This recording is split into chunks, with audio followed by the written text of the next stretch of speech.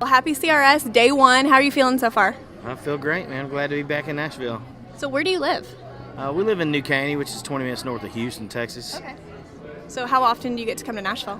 We're here about once or twice a month. Okay. So pretty often. Yeah, pretty often. We love it here. I love coming here in the wintertime. It is colder, but as you can see, I'm built for the cold. All right, so obviously people know that you were on The Voice, but you've been singing a lot longer than that. What is your earliest memory of performing? I remember being on stage with my dad when I was around 3 years old at the Armadillo Fest back in Texas. I need to know more about this Armadillo Fest. Well, there's a giant armadillo that wears a suit, walks around, and does break dancing. Back then, that's what they did. It was the early 80s. That's a festival I need to go to. Yeah, it's a lot of fun. So speaking of your dad, has he influenced your music or given you any advice when you were first starting out? Yeah, my dad had a great career, and he did a lot of things wrong, and I was able to learn from that. I did everything I could do to stay out of music. I gave up on music, but, music never gave up on me. It's like a drug. Right. So now, here I am. I'm 40 years old. I'm the new old guy in Nashville. So obviously you won The Voice. Congratulations. I know that was a few years ago. But how did you decide to try out for that? Actually, we were looking for a booking agency, and the ones down in Texas I couldn't get an audition with. So we said, well, let's go on the national stage and see how far we can get and try to hook up with CAA or William Morris. A fan reached out and they wanted to know how things have changed for you since then. Obviously, things have changed a lot, especially it's been almost 3 years. Yes. It will actually be 3 years this December. We signed with CAA. We've done over 300 tour dates. We made a record with Dean Dillon. Unfortunately, right after winning The Voice, I signed a record deal with Republic New York, which is the hip-hop label. They were the sole proprietor for the winter, and we tried to make that contract work, but we couldn't find a Nashville partner for a country record. So I rode that out, and then once I was released, we signed with Wildcatter Records, and now we have Stained Glass and Neon, which is out, produced by Dean Dillon, and I think it's a great record.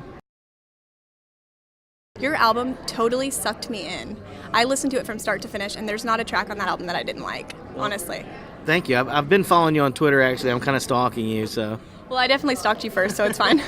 So like you said, you worked on it with Dean Dillon. Just being with Dean and his experience, it really gives you a leg up. What we were able to do, because he had so many hits with George Strait and all these other artists, is when I come into Nashville to do my first record, Dean's, as the producer, is able to go find a lot of these first cut songwriters that would not make it onto a first record from an artist in Nashville. So that's how we were able to find such amazing songs. I could not pick a favorite, so I wrote them down because These were the three standouts for me. Obviously, Leave Her Wild, which I love. My favorite, What If, and Working on That.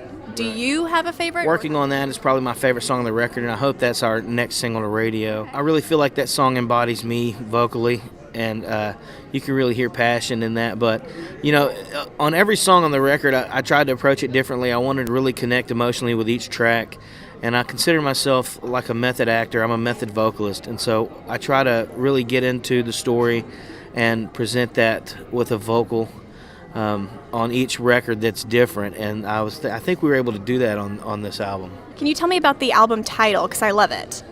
Yeah, well, Stained Glass and Neon was one of the songs that Dean originally pitched to me for the record, and immediately after listening to the song, I said, that's what we need to name the record, and it just came out to me immediately. Yeah.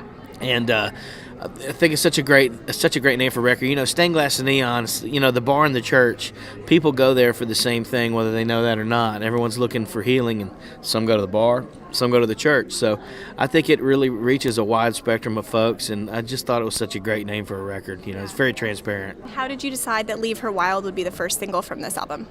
Well, a lot of times they say that the first single an artist goes out nationally with is pretty much a throwaway song.